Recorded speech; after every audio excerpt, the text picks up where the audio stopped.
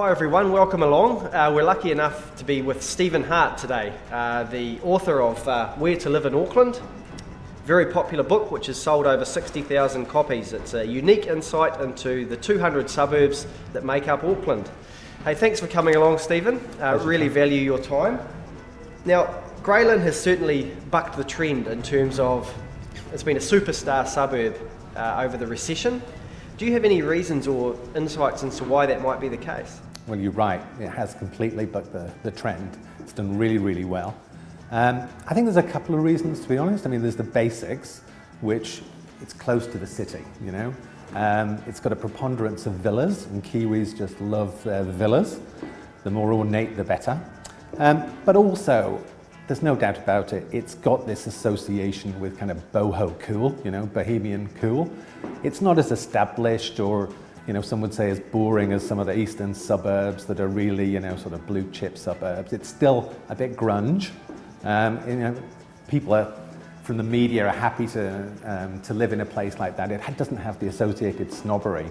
So, you know, I think part of it's by accident, but, you know, there's no doubt about it that that has really helped aid it. But because it's close to the city and it has got this cool, it appeals to professional dual income couples. And they've survived the best throughout the recession. And they can fund these high prices that you're getting. Cool. Well, they certainly are, aren't they? Yeah.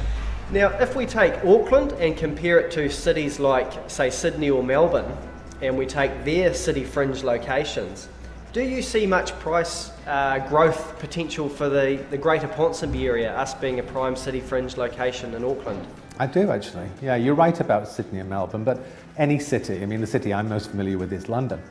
And, you know, if you compare the sort of greater Ponsonby or Grey Lynn area with London, and its inner west, you know, if you think about, I mean, not too long ago, anywhere outside of the West End, I say not too long ago, 100 years ago, was considered very, very distant. But now if you look at it, if you go west from London, you know, you get Mayfair, South Kensington, Chiswick. And I think that, you know, if you see what's happened in places like Chiswick or in Balmain in Sydney, all of these inner city suburbs have gone from being quite working class areas, as Grey Lynn was in its time, of course, to being really very high priced suburbs. And I do see that opportunity. We're already seeing it in places like Westmere. And, you know, I'm predicting that that will continue. Okay, very interesting.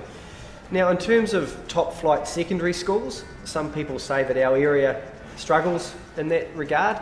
Do you see that as putting a lid on what values might rise to in this area? It would be better if there were more secondary school options. I mean, Western Springs College is highly regarded if you're in that zone.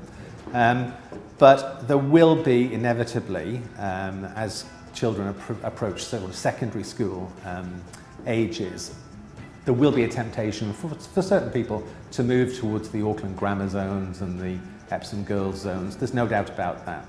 But I still think this area, it's really bolstered by dual income professionals with younger children.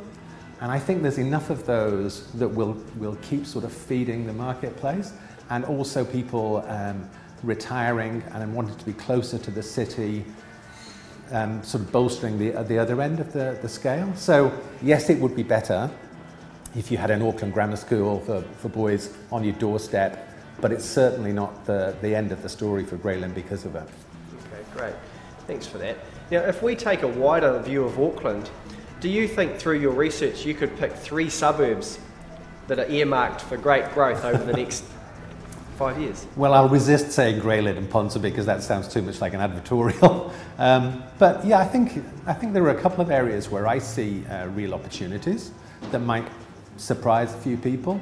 I think Mount Wellington is a great place to be buying at the moment. I think it's underpriced. It's appeals to the investor market, but you know, you think about Mount Wellington, it's close to retail with Sylvia Park, and retail drives property growth these days, property prices. It's also close to the motorway network, the airport, and the Eastern Bay's beaches of Mission Bay. So, you know, not everyone's picked for the top, but I would certainly say that there's room there. I think in this part of the world, I think Mount Albert still has Some way to go. It's still quite affordable in parts, and I think that you're going to see more price growth there. And then on the North Shore, I think areas like Forest Hill are going to do well. They've got good schools, Westlake girls and boys, close to Takapuna and the beaches. When we have a second harbour crossing, they'll benefit from the increased ease of commuting. So those three areas, Mount Wellington, Mount Albert and Forest Hill, I'd say watch out for them. Good, great tips. Good, thank you. Now, in relation to Auckland's, congestion problems, a lot of people say that our traffic issues play into the hands of the city fringe areas, and it plays into the price increase of these areas. Do you buy into that theory? Yeah, I do.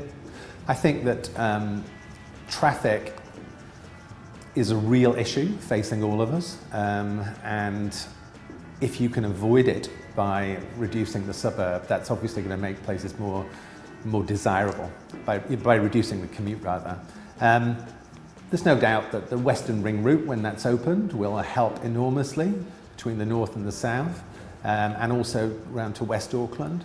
But there's always going to be a very large group of people that want to be within a hop, skip and a jump, and certainly not 200 sets of traffic lights between home and work. Yeah. Okay. Now, home buyers, there's plenty of them out there at the moment.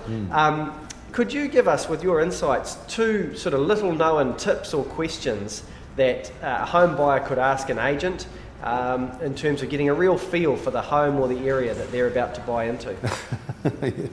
I don't know about tips for asking the agent or whatever, but generally, I think home buyers, in order to buy well, they've got to decide what's the right house, what's the right place for them, keep open minds.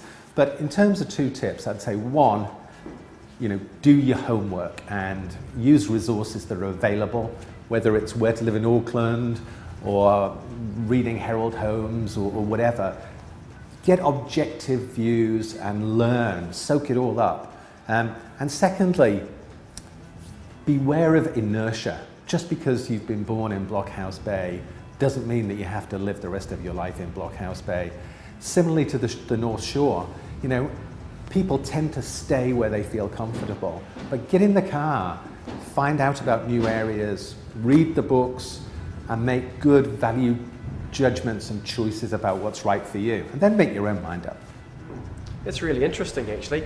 So in terms of the common theory is that everyone buys locally. They move across the road to get another bedroom or another bathroom. Are you seeing people through your research move across suburbs?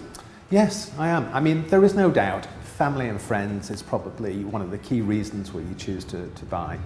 But I think it's interesting watching a lot of migrants come across to Auckland who buy Where to Live in Auckland, because they've got open minds. They're really viewing neighbourhoods and suburbs on their own merits, pragmatically and objectively, rather than, if you've been brought up here, you have your own views about, Titirangi, that might not be right for me, or I'm definitely a shore person or whatever. If you actually take off the blinkers and open up your mind to the facilities and the amenities and properly judge them, then, maybe you've asked yourself a few questions about, should I really be living in Blockhouse Bay? Maybe Titirangi is the better spot for you. Right, that's really interesting. Hey, thank you very much for your time, Stephen. Pleasure. That's some really valuable insights from a man who knows what he's talking about. Thanks, John. Cheers.